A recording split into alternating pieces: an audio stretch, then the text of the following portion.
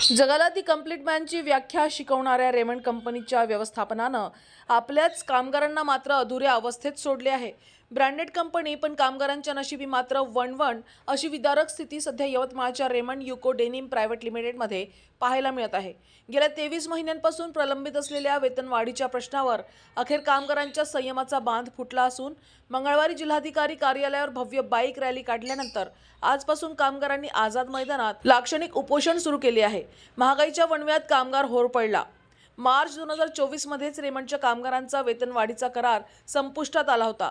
नियमानुसार एप्रिल 2024 पासून नवीन करार लागू होऊन कामगारांच्या हातात वाढीव पगार मिळणे अपेक्षित होते। मात्र व्यवस्थापनाच्या ढिम्म धोरणामुळे तब्बल 23 महिने उलटूनही अद्याप करारावर स्वाक्षरी झालेली नाही। एकीकडे महागाई गगनाला भिडली असताना दुसरीकडे हक्काची पगारवाढ रोखून धरल्यानं कामगारांमध्ये तीव्र संताप व्यक्त होत आहे। सुरुवातीला मान्यताप्राप्त संघटनेनं 5000 रुपयांच्या वेतनवाढीचा टप्प्याटप्प्याने प्रस्ताव दिला होता।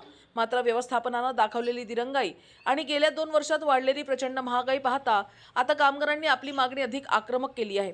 आता 5000 नाही 7250 रुपयांचीच वेतनवाढ हवी या भूमिकेवर 1785 कामगार ठाम आहेत।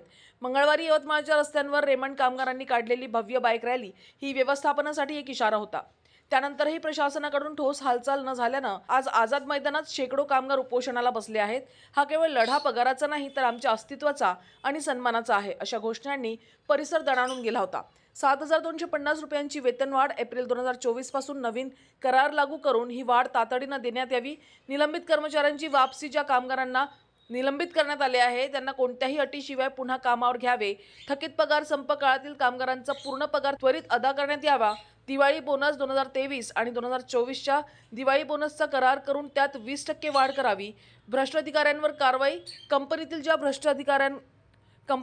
भ्रष्ट अधिकाऱ्यांमुळे ही कोंडी निर्माण झाली आहे त्यांची तत्काळ हकालपट्टी करावी। रेमंड युको डेनिम मधील तब्बल 1785 कामगार आणि त्यांची कुटुंबे सध्या उपासमारीच्या उंबरठ्यावर आहेत।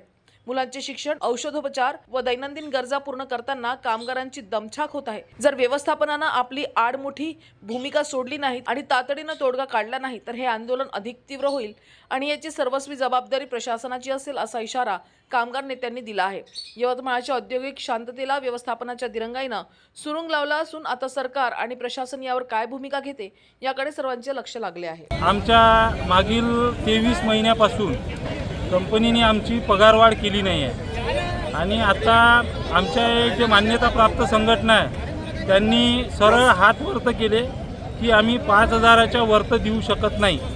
ही 16 तारखेची घटना, पण नंतर आम्हाला 17 तारखेला कळवण्यात आलं की आता आम्ही तुम्हाला 50% त्याच्यात वाढ करून देतो। म्हणजे पहिले आम्हाला 5%ची वाढ होती, आता ते वाढ डायरेक्ट 50%ची करून दिली। पण आमची मुख्य मागणी ही आहे की आम्हाला 7250च्या वर ॲग्रीमेंट पाहिजे आणि मागील जसे टप्पे होते त्याचप्रमाणे टप्पे पाहिजे आणि आमचे जे 9 कामगार निलंबित झाले त्या कामगाराला परत कामावर रुजू करण्यात यावं आणि जोपर्यंत हे आमच्या मागण्या पूर्ण होणार नाही हे आम्ही आमरण उपोषण असंच चालू ठेवणार आणि कंपनीत काम बंद ठेवू।